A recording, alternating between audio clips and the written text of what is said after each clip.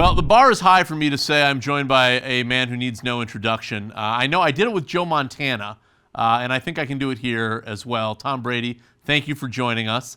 Hey, you put me in a good mood. You talk about Joe Montana. He's my childhood idol. I saw him at the Super Bowl. Had a chance to be on the field together. So I love catching up with him too. He's one of a kind. Yeah, that was not unintentional. I knew that. We both grew up 49ers fans. I was very disappointed when the 49ers, in hindsight at least, did not take you.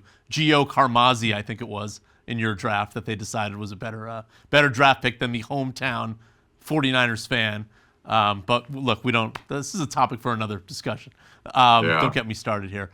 So look, before we get into your partnership with Ferrero, I want to say that I saw the clip of you playing flag football last week. Yep. I saw your nice little lateral move there and a pass that seemed like it had quite a bit of zip on it to Stephon Diggs. I'm not going to ask you if you're preparing a comeback. I'm not going to go down that road. All I'm going to ask you is if you have looked into the NFL rules of a minority owner temporarily coming back, say, week 14 or something. Like, have you at least inquired if that's allowed? Funny enough, you ask. I actually have inquired, and they don't like that idea very much. So I'm going to leave it at that. We explored a lot of different things, and I'm very happily retired. Let me just say that too. So I loved being out there playing in the flag game. I love not getting hit. I've got a lot of really fun things I'm involved in, and it's never going to be old, and get old throwing passes to incredible athletes on the football field. But if anything, that game reconfirmed to me that I'm very happy in my retirement. Okay, fine. Let's talk about this Ferrero partnership. You're in an ad that's going to come up. It's associated with the World Cup, and there's a scene toward the end of the ad where it's you're throwing a soccer ball to yourself, and in the back is this sort of bunch of Ferrero snacks. There's Nutella, a lot of chocolate, sugary processed snacks. Not exactly what I think of with the TB12 diet. So help me make sense of all of this, Tom. How is this all on brand for you? Soccer, World Cup, chocolate snacks. I think it's moderation in all things. And I think there's probably been people have gone pretty overboard with kind of the rigidity of my lifestyle or diet. And I have kids and I have, Halloweens and birthday parties, and we're like a normal family. So I try to make really good, healthy choices as often as possible. But when you're watching football games and you're at games and you're traveling and you're in airports, I understand the reality of life as well. So I'm a huge fan of Tic Tacs. I will certainly say that. They're everywhere in my house.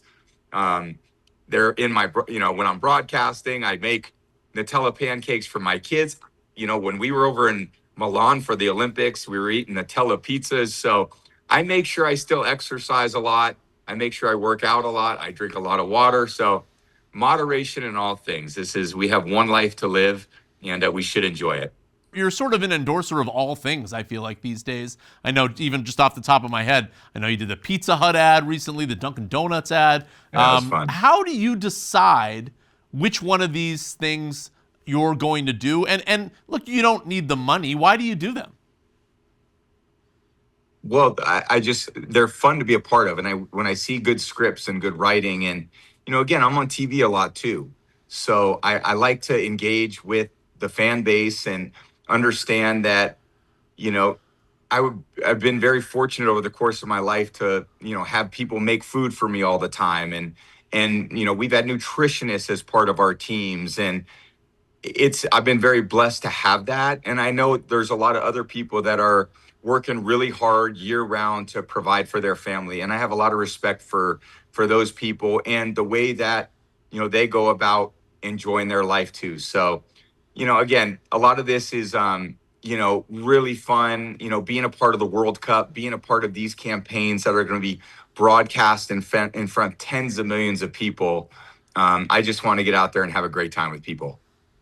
You mentioned being on TV a lot, of course, beyond your partnerships with all of these brands. You are the lead NFL analyst for Fox. You're also, as I mentioned, the minority owner for the Raiders. A few months ago, I asked Roger Goodell, about this conflict of interest question, and he vehemently pushed back on the idea. He said, "Where is the conflict? I see no conflict." Are you sensitive to this at all? No, but you didn't answer the question. Where's the conflict? You bring it up, but you don't bring up a conflict. So I don't. It's hard to respond to stuff like Well, that. I I just know guess that what I'm you trying. agree. There's no conflict.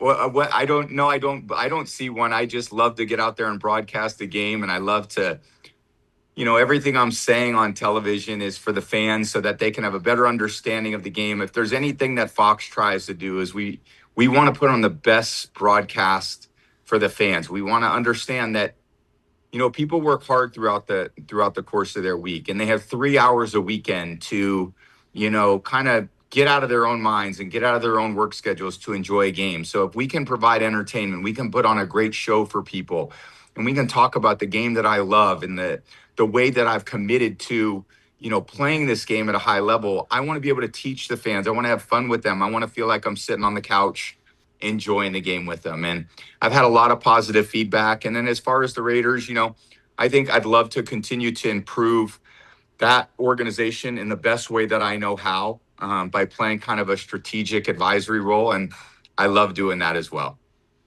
Just on the Raiders front, um, there was when that came out, I think it sort of was like, look, you're going to work in close collaboration with John Spytek. Can you just add any more sort of clarity into exactly what your role is there? I'm a minority owner. So when you're that, there's really no job description. So I don't have really a daily role. My phone call is always available to everybody who needs it. Again, I want to see everyone succeed, be their best, bring a winning kind of culture to Las Vegas to, bring the Raiders back to glory. And I'd love to be a part of it.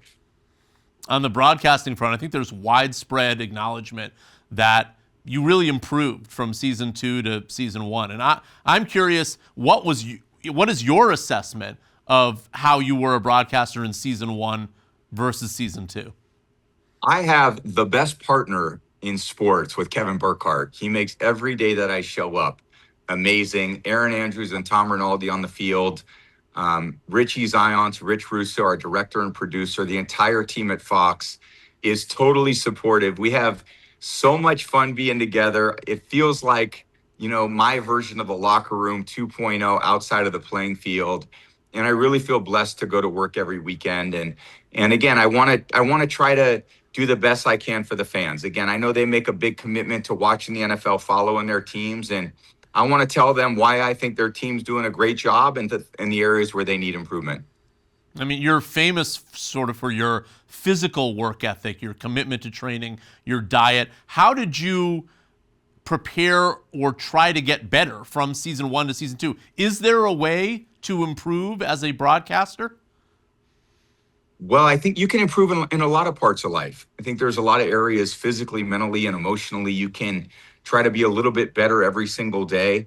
I tried that as a player, as a broadcaster, constantly evaluating, and going back, watching games, seeing things I liked or that other people would comment on. Really work on my preparation and feeling like I'm really prepared every weekend.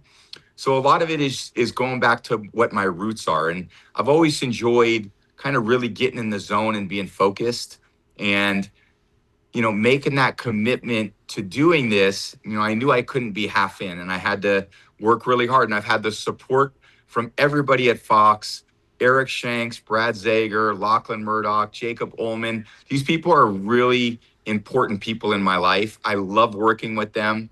And I want to come through for them as well every single weekend.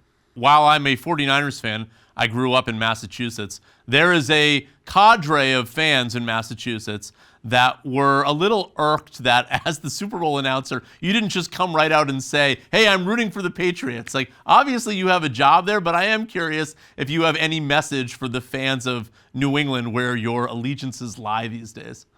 Look, I loved every day that I spent as a New England Patriot. I had 20 incredible years.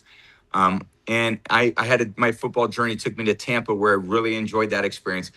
And then I moved on to Fox Broadcasting. And I really want everyone to feel like, I am a neutral observer when I'm broadcasting as well. I don't want that to go, and I don't want to feel like there's any bias toward certain things. I really want to root for players. And I did say that, after I want to, I root for my friends and I root for people that do things the right way. And I was cheering for Robert Kraft and I was cheering for Jonathan Kraft and I was cheering for Josh McDaniels and Mike Vrabel. But I had also covered Seattle 2 weeks before and, being on a conference call with them and really admiring and having the respect for the way that they approach their season too. So again, when you have the perspective that I've had, if the Patriots would have won, I would have been so happy for everybody that I knew and was involved because they would have deserved it.